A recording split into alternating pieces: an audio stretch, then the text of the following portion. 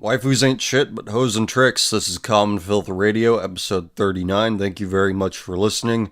Hope you are all doing well. Tumbleristas Raw Volume 2 is available now on Bandcamp, commonfilthradio.bandcamp.com. $3 or more, 12 episodes, 40 plus minutes, and it's all exclusive to this collection. I also have two other Bandcamp releases that I released earlier in the year, and you can buy those as well. If you'd like to support what I do, buying my stuff on Bandcamp is the best way to do it. And there's the Amazon.com affiliate link. You just click that link to enter the Amazon.com front page and you add to your cart, checkout, and I get a percentage of whatever you decide to buy at no extra cost to you. Alright, enough of that. Last month I was sent some stuff to try out. One's a book and one's a game, and I thank the people who sent me these things for their generosity. And one of the things I'm going to talk about a little bit later in the show is a book called Breakfast with the Dirt Cult by Samuel Finley, and he was kind enough to send me a copy. But the first thing I would like to talk about is a game that I was invited to play a pre-release of, and the game is called Selfie Sisters of the Amniotic Lens, and it's made by Rail Slave Games. Over the weekend, I finished I guess you would call the story portion of it, and I reached the end video, and it really made me think about what I'm doing here and the kind of feedback that I'm getting. And I don't want to give too much away with regards to what's at the end of this game, and to call it a game is almost condescending because I think it's a lot more than that. It uses scripture as subject matter in a very sincere way, and I've never encountered that in what could be called a video game. But I guess what you would call the end video, I don't want to give too much away, and I don't know if I'm even using the right words to describe these things, but one of the messages, one of the things said in this video, in this game, was don't deliberately bring down other people into darkness. Do not prey upon their vulnerabilities. And this is one of those rare moments where something you are experiencing isn't speaking directly to you. It's not intended for you, but it might as well be, because upon watching this, I felt a tightness in my chest because, like I said last week, I feel guilt sometimes with regard to what I do here and with regard to the feedback I get, because a lot of the stories I deal with, they aren't very lighthearted things. I try to laugh at them, but and the sound clips from videos I play, it does not paint a pleasant picture. And don't get me wrong, I appreciate the amount of positive feedback I get, but I don't have to think too much about that. I don't have to think about the implications of making somebody's day better. I'm happy to have done that. But when I get comments like, for example, on the Vine compilation, which has quite a bit of views, the comments on there, while a lot of them are laughing at the absurdity of what is being presented, I would say an equal amount of the comments are expressing despair. And I realize a lot of the people commenting there aren't people that have followed me for any period of time, but I still feel bad about it. I still feel bad about taking them to this place, but a primary goal of this channel is to acknowledge that these things exist, at the same time letting whoever is listening know that you are not alone in finding these things that exist, which seem to exist for no other reason than to spite any notion of human decency. You're not alone in finding these things horrible, disgusting, whatever. There are some very terrible things that happen in the world, and I acknowledge them. A lot of the recent episodes have dealt with these things. Bug chasing, HIV blood being printed in magazines, women who have sex with animals, women who kill their children. If you just look at these things on their own, they're awful, and there seems to be no way out from the despair you feel as a result of processing all of this information. Because whether or not we know about it, it's still out there. But I think that the hope comes from people like yourself, people who don't lead a life dedicated to spitting in the face of decency.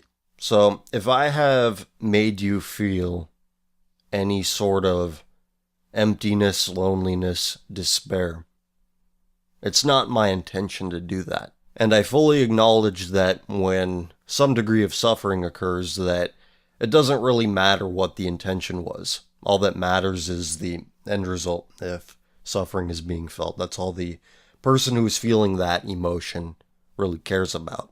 So consider this an apology, and I say this with the utmost sincerity. Never forget that I am on your side. I do not like degeneracy. I do not like deviancy. I do not like indecency.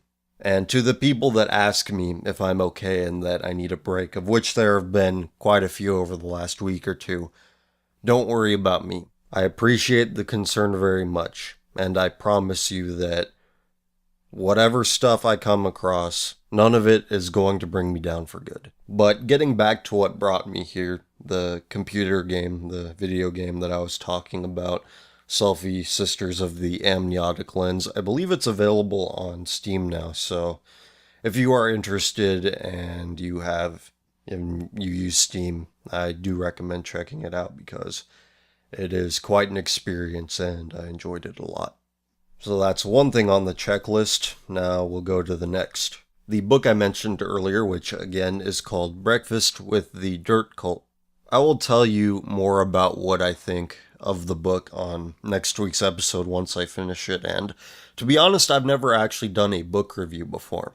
But as in all things, I can look at it and relate it to things that I've experienced myself and notions and attitudes that I've seen, which I guess is what good criticism is. But there is one part of this book in particular, and again, thank you to the author, Samuel Finley, for sending me a copy of this, because it's really awesome so far. And to put this part of the book I am about to read into context, the main character, Tom Walton, he's about to go off to war, and he meets a stripper, and we are seeing the beginning of their relationship. And I will start reading now. It suddenly startled him how alike their jobs were.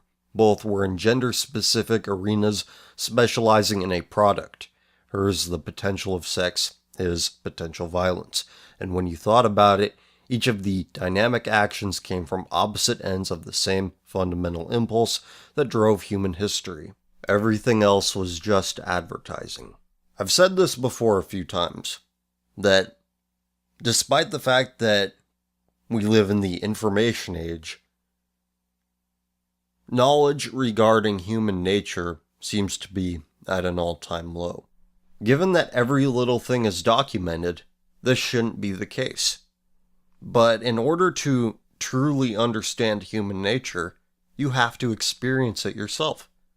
It is not enough to read about it for the average person.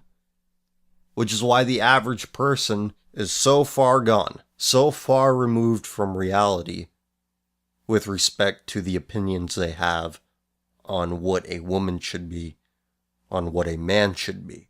I think that if people had better imaginations, they would have more lucid opinions regarding the function of each sex, but we're not talking about an imagination deficit here. The point I'm trying to make here is that people are too far removed from death. And when you are closer to situations that lead to death, you get what's in this paragraph, so perfectly written. It never occurs to anyone who says these things like, I'm a strong, independent woman who don't need no man, hashtag F your beauty standards, that none of that shit matters. It serves no other function, unless you consider masturbatory a function. Does it ever occur to these people that saying, I can do everything a man can do, is not a thing you should be bragging about? Because we already have men to do that.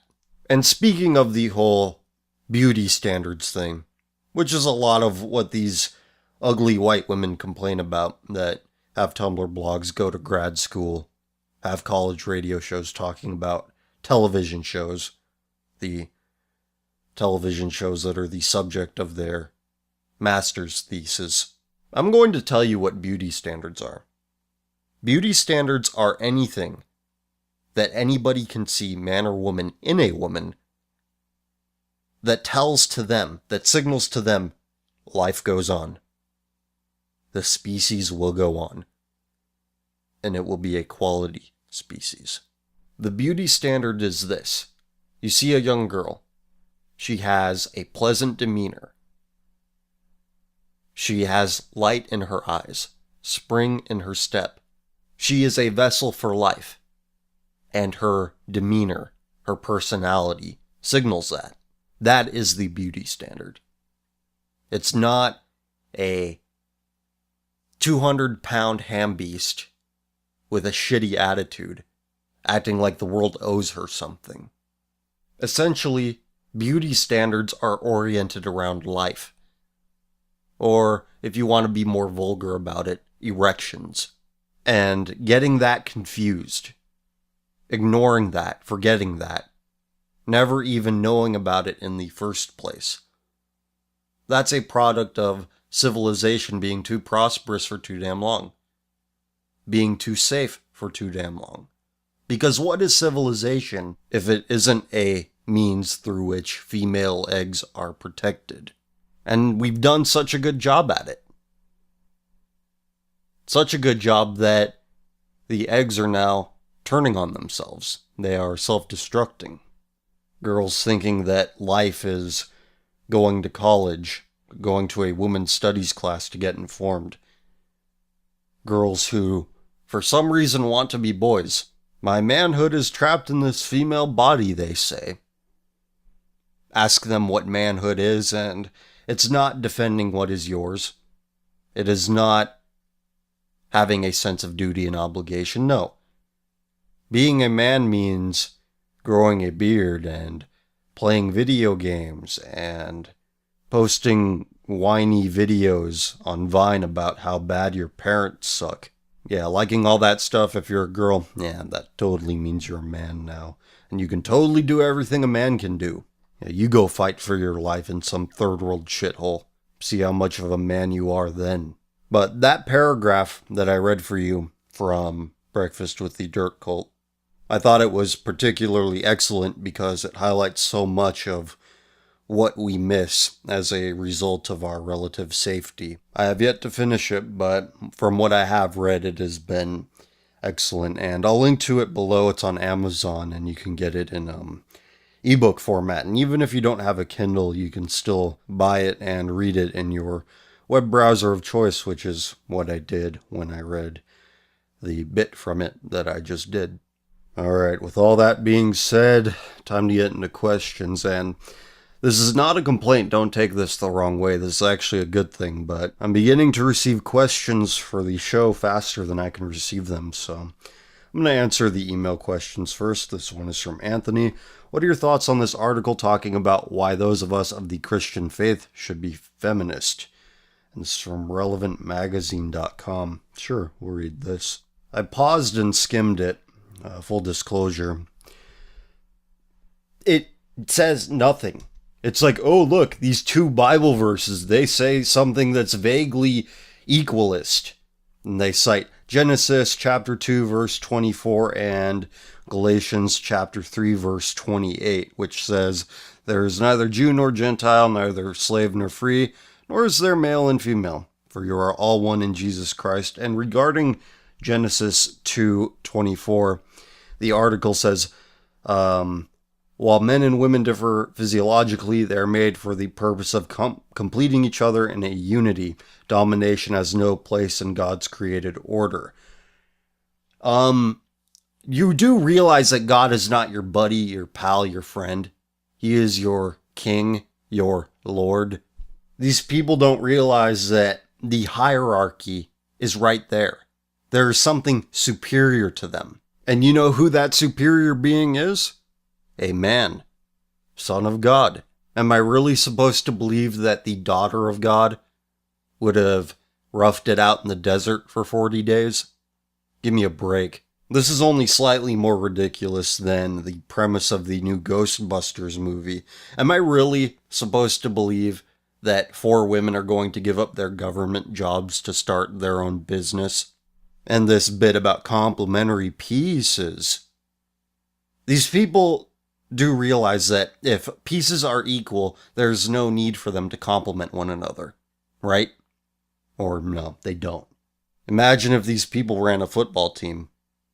Let's sign the right guard to a, just as an expensive contract as we did our quarterback because, well, we all equal. But thanks for sending me the link. I needed the mental workout. Alright. I'd like my name not to be mentioned. You could call me Chip Chipperson. Okay, sure. Hey Chip, how's it going? Preface unnecessary. Hey CF, I love your show. Saw your Vine compilation posted on poll. Managed to watch it all in 30 minutes, only having to pause to contain my simultaneous rage and depression 7 times, and contracted AIDS in the process. I figured someone who clearly isn't fond of degenerates might have some interesting shit I might want to hear. I've listened to about 10 or 15 minutes of CFR and all of Tumblristas aside from Raw Volume 1. We agree on a lot, and it's nice to hear some shit being said I actually agree with for once. Oh, thank you. I've always wanted to start a podcast, but I'm not sure if I'd be able to carry a show alone. You seem to have no problem doing this, and I commend you. Well, thank you very much. Question. I would identify as white, but I am mixed race. I'm mostly English and French, but about a quarter to a third descendant from Aboriginals of Alberta, Canada. There's not much in the world I want more than to have children, but feel that people who mix races are traitors to their own race, and are committing an act, whether intentional or not, of self-genocide. They effectively dilute the genes of their ancestors when it would be unnecessary. I'm not of the belief that there is one special person out there for everyone, and that if you're a quality person to be in a relationship, you could find someone not of your race. I think someone who feels unable to be attracted to their own race is probably mentally ill. There's no good reason not to reproduce with someone you share similar genetics with, I feel. I feel even if I reproduce with someone of 100% white European descent, I'm contributing to what the hand-rubbing happy merchants have been encouraging. The average IQ of Aboriginal Canadians is worse than that of those of African descent, I feel. I met many people from the Aboriginal side of my family, and 95% of them are criminals, degenerates, or idiots. All that I went to school with were degenerates and idiots. For most of my life, I was a degenerate and an idiot. Well, that applies to most of us, regardless of our background. I accept that I'm likely a low IQ drone, and I feel I should just do the world a favor and not reproduce. What are your thoughts on what I've said? Am I just being an idiot? Should I reproduce simply to create more people who will reject the state and degeneracy? If you actually answer this, thanks. If not, I still thank you for the show and would suggest you offer a possibly monthly completed uncensored show released as just an MP3 download on some file sharing site. It'd be nice to hear what you have to say without risk of grabblers removing your content from YouTube. Oh, this is a great email. Thank you very much, Chip.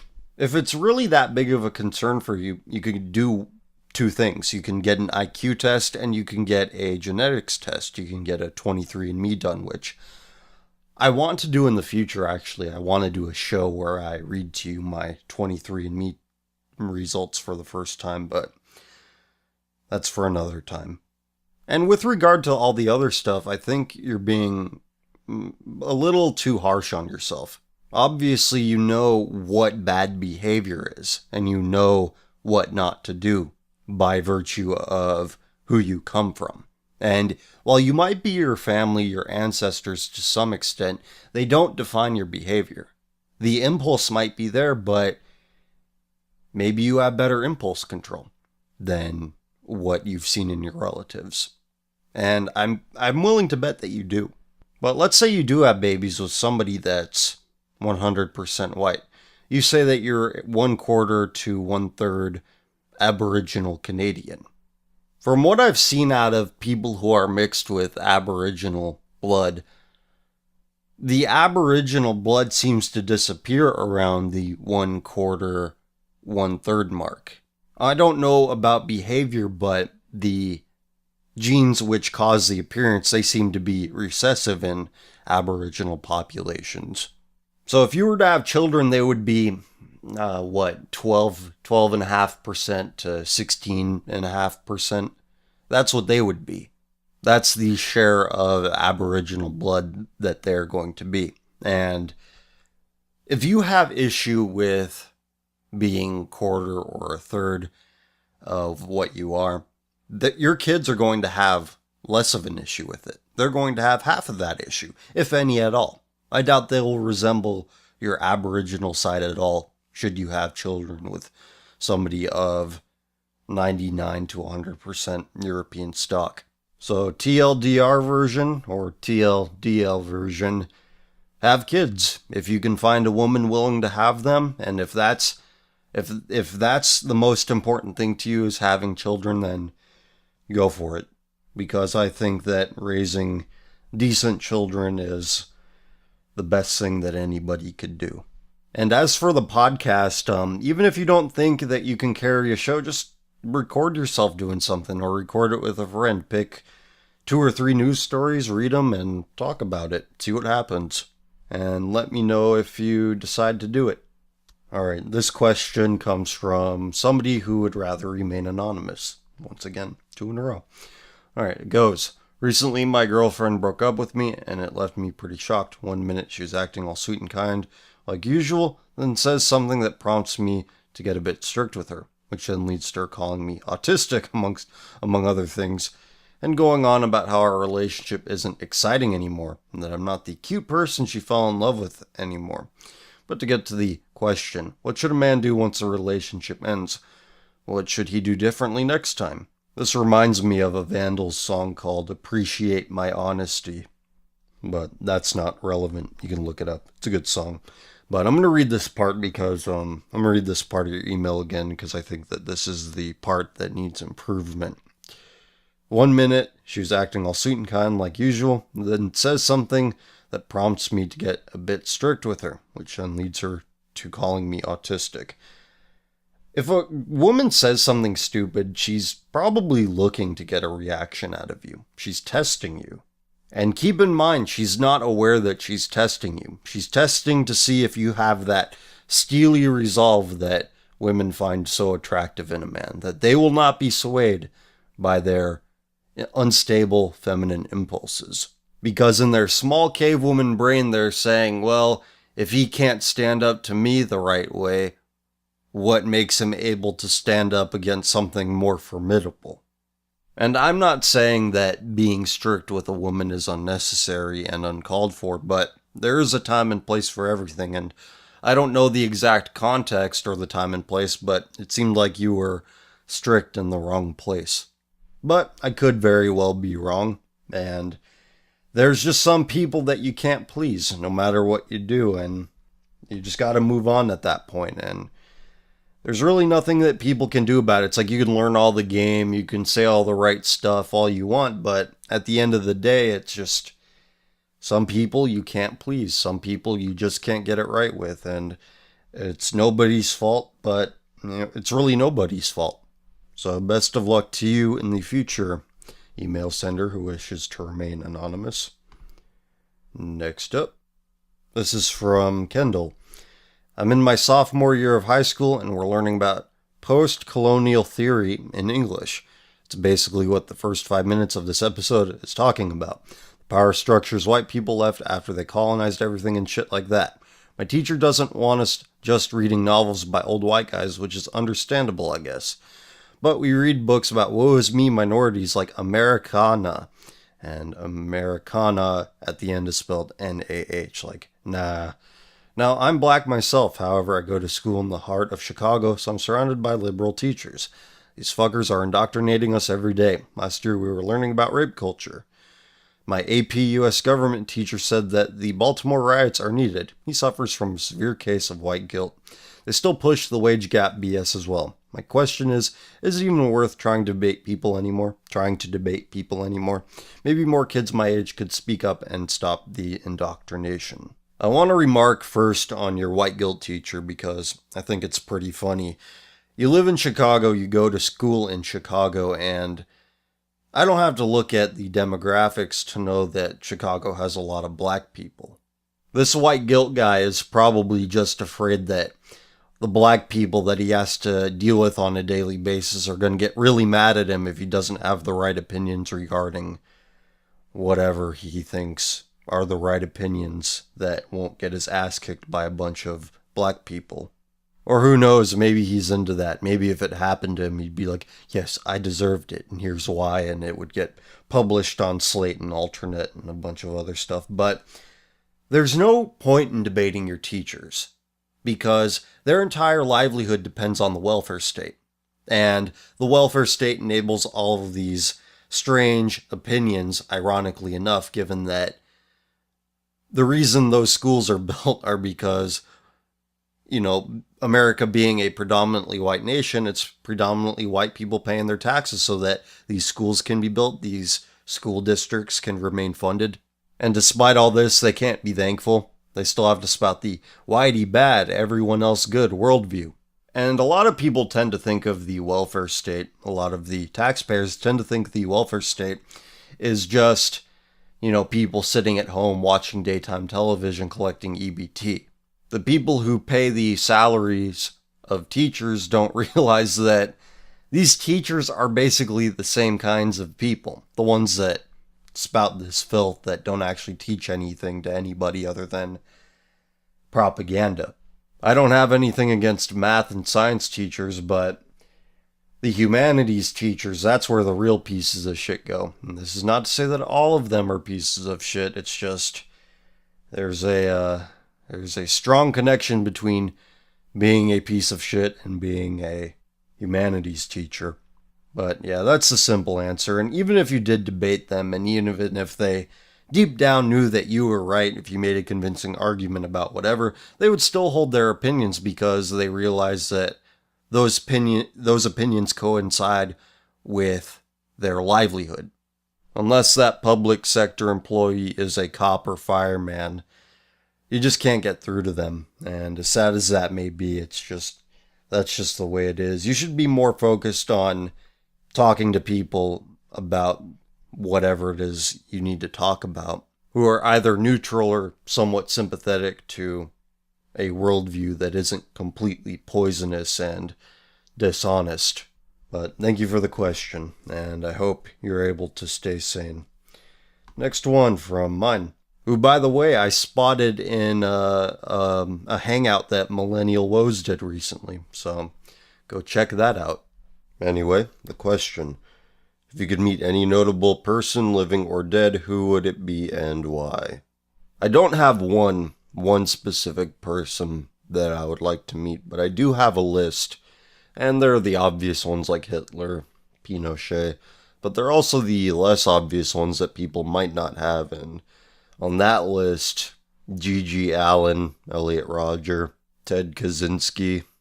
I'm fascinated by societal outcasts and what makes them the way they are, and they have a unique perspective on life. But I don't know what I would say to these people if I were to meet them. The reason why I would want to meet them is just for the novelty of doing so. Next question from Brandon. I watched this documentary called Becoming Chaz. It's about a woman, daughter of Sonny and Cher Bono, and her transition into becoming a man. I've been watching a couple trans documentaries, and I always notice how each takes the perspective of, feel bad for me, I'm depressed because I'm not a man/woman, and that's the only reason I'm depressed. Besides that, maybe they'll start delving into their childhoods and upbringings for a minute, but it's nothing more than, I always wanted to be a boy/girl. Not to mention they always seem to neglect the parenting methods, like that had nothing to do with it. Have you ever watched these type of docs? If so, do you notice the common trend these filmmakers tend to follow? I'd like to know your thoughts. I haven't watched any documentaries regarding this subject, but it's not terribly surprising to me that these films take this particular perspective because documentaries don't make a whole lot of money in the first place. And if it were to take a position that was more than just, oh, look at this person, feel bad for them, how terrible. Society is so evil. They would make even less money. They probably wouldn't get funded in the first place. Victimhood sells. And B, filmmakers, people who work in film, television, they are not very curious people. And I say this from personal experience. They don't want to ask the difficult questions because it might lead them to have thoughts that are bad for the consumerist machine that they are a part of. It's either they're not capable of asking these questions or they don't want to. Either way, they don't ask the question, how do you know what it is to be a woman if you are biologically a man? Or in the case of Chaz Bono, how do you know what it is to be a man? And I've seen pictures of Chaz Bono. And let me tell you, being a man is a hell of a lot more than wearing a wife beater, having arm tattoos, and growing a shitty beard. These people just behave as grotesque caricatures of the opposite sex, and how ironic that these are the same people who bemoan gender stereotypes. Bemoaning them while acting like one. And it doesn't surprise me that a lot of these people have severe depression as a result of their bizarre upbringings. But instead of acknowledging that they are depressed and their situation is a significant part of that, it's a significant contributor to that depression, they think that undergoing surgery and injecting hormones is the solution to it. It's just absurd. Thanks for the question. That is all I can say at this time on the subject. Next one is from Christopher. Big fan of the show, look forward to it every week. I'm emailing you regarding Roman Catholicism and was wondering what are your thoughts on it. I know in previous shows you've mentioned the Pope and your dislike for him, a sentiment shared by many of us even in the Roman Catholic Church. However, I would like to hear your thoughts on the Church as a whole. The reason why I ask is because I am finding it difficult to reconcile my beliefs with the Church's. Over the years I became a lapsed Catholic, not only due to the Pope, but also due to the parish that I frequent. As my political and social beliefs matured, the more my beliefs would clash with those of my faith. Now I can't just switch to some other form of Christianity, even though I have some Protestants in my family. This was the faith I grew up with, and I think if I converted, it would be a bad reflection on me, since faith isn't based on your worldly beliefs or feels. What is your opinion on this situation? It's difficult to be in a situation where the culture that you're brought up in, you find yourself having less and less in common with it as time goes on. But I feel the same way when it comes to other Protestants. I really don't have a whole lot in common with them with their whole don't judge me thing and all sin is equal bullshit. So I don't think what you're experiencing is exclusive to Roman Catholicism. I just think that the culture has been heading in this particular direction for quite some time, and we are seeing the conclusions of it. We are seeing what it looks like given that it's had 100 years to flourish. This unchecked social liberalism. No one sees the value in regulating behaviors and regulating human impulses and redirecting them in a positive way. And it's unfortunate that people are rationalizing these trends as a good thing by putting them in a religious frame. So by default, I don't think it's a good idea to leave the church because you're familiar with the culture, and I don't think that it's worth alienating yourself because you're not going to find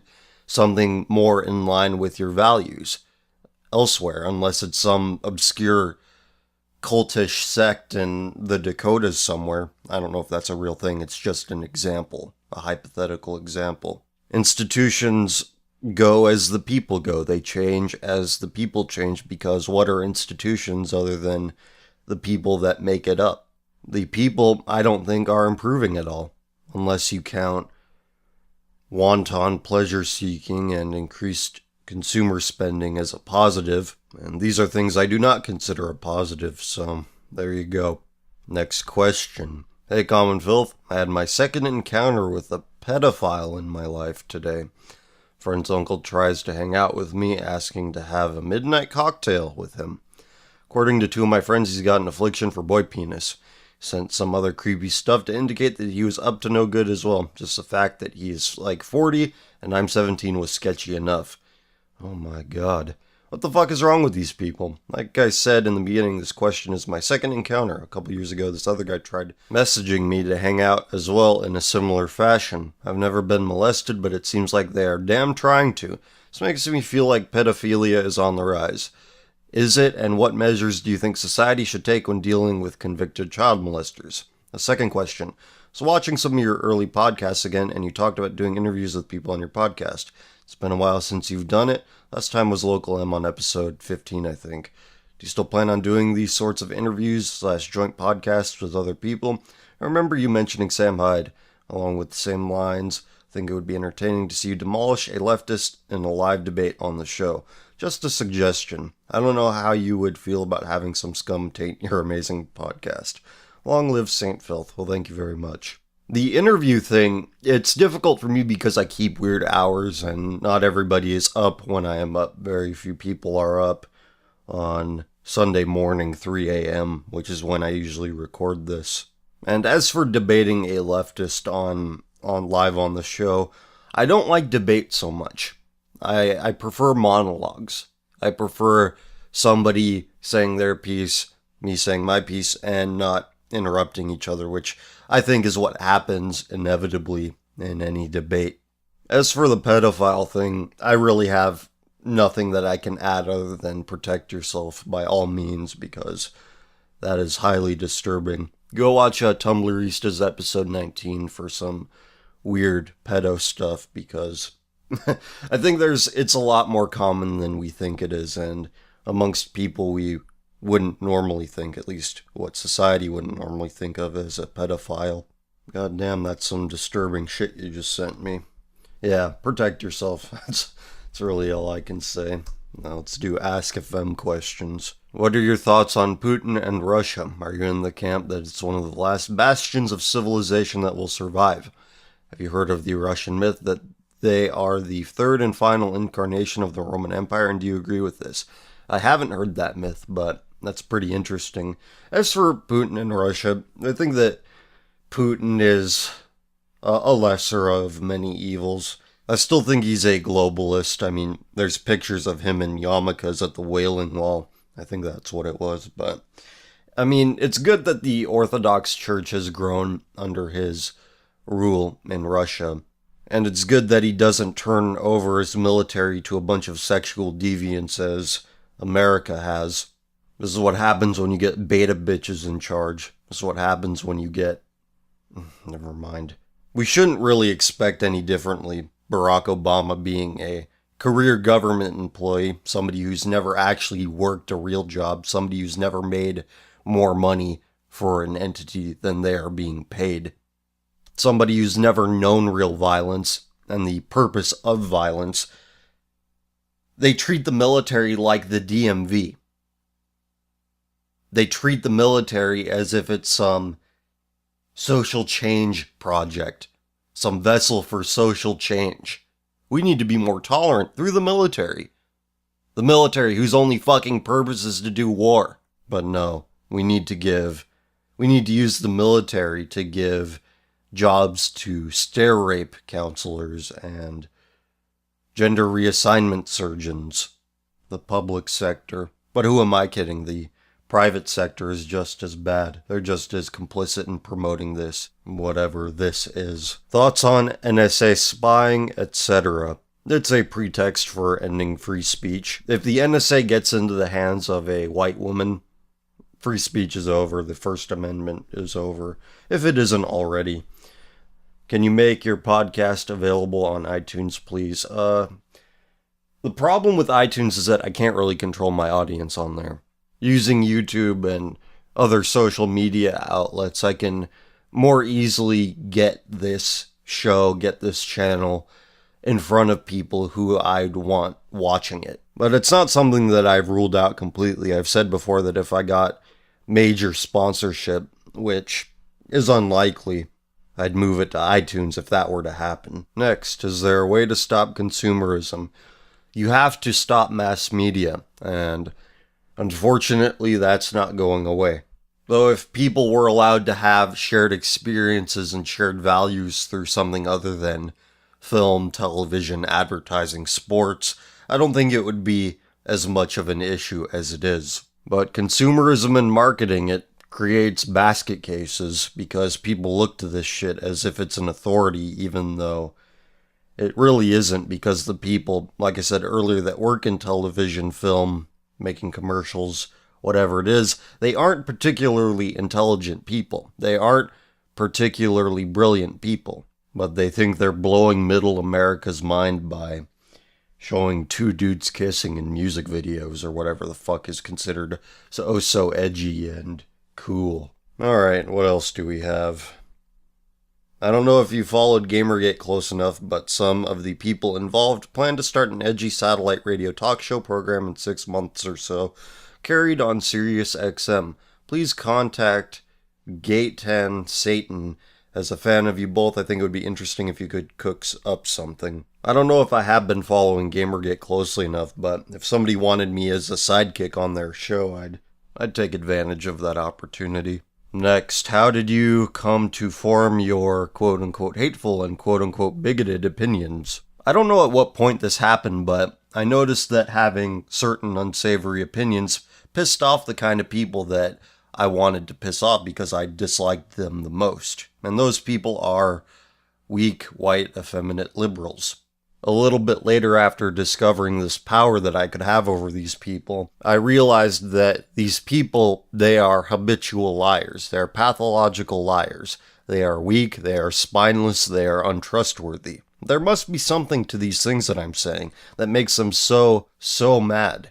Just after learning more about human nature and more specific things like bug chasing, I figured out that having the right opinions, the correct opinions, the opinions that won't hurt anybody's feelings, those opinions are just lies. And the idea that my opinions are considered hateful and bigoted are pretty strange to me, because I don't actually hate anybody. I just acknowledge that people are inherently not equal, and that certain behaviors lead to certain negative effects. And because of that, no, they aren't the same as my behaviors. So there wasn't one moment that led me to have quote-unquote hateful, bigoted opinions. It was just a gradual process. I was bored with platitudes. I was bored with effeminate white liberals. Anyway, your last episode of Tumblristas number 19 just reinforced the similarity between you and Mr. Plinkett. It's very much in the style of one of those reviews, and it was great. Keep up the good work. That's semi-intentional on my part, because I think that Red Letter Media, the guys, they do some good stuff, but they are the weak, white, effeminate liberals that I so despise. Seems like they can't go one episode of Half in the Bag without whining about racism or homophobia, and I find that disgusting. I know you're against abortion, but what do you think about in vitro fertilization and other fertility treatments? It's not something I've thought a lot about, so I'm sorry, I just don't have a whole lot to say. Should the U.S. become a Christian theocracy? And if yes, which denomination of Christianity would be more fitting? Given the current state of Christianity, I'm going to have to say no. If it dropped this whole Jesus as your buddy thing, maybe I would support a Christian theocracy, but as long as the church is catering to the consumerist mindset, it's going nowhere, and it's not going to lead us anywhere that I want to be. Next, what are your thoughts on the happening in Baltimore? I think that it is disgraceful and unnecessary. I touched on the subject a little bit last week, but yeah, that's about all I have to say. What do you think of Buddhism, Zen Buddhism in particular? It bothers me that liberals seem to claim to be part of this ancient religion / philosophy while only adhering to it on a surface level. Well, isn't Buddhism all about letting go of your desires? Liberals are the most desiring people, and most of their desires are oriented around either getting fucked in the ass or watching their spouses get fucked in the ass. There was a good video that Stefan Molyneux did on the truth about the Dalai Lama, and a lot of what happens in the upper echelons of Buddhism it rivals what the Catholic Church has done. What poses a bigger threat to yourself and your race? Jews, blacks, or fags? Ourselves, we are self-destructing. And what's the song name at the end of your Tumblristas episodes? It does not have a title. I think I know which one you're talking about. The one that I did on Tumblristas 19 was off of a Vaporwave album I did last year. And the album is called Model Home, and I released that under the name Contrast 03. And with that question being answered, I believe there are no more questions to be answered, at least for this weekend. What a question to go off on, because Why not? Let's play that song that I just talked about. So until next time, friends, check out the links below. Lots of good stuff down there as always. Take care of yourselves. Talk to you later.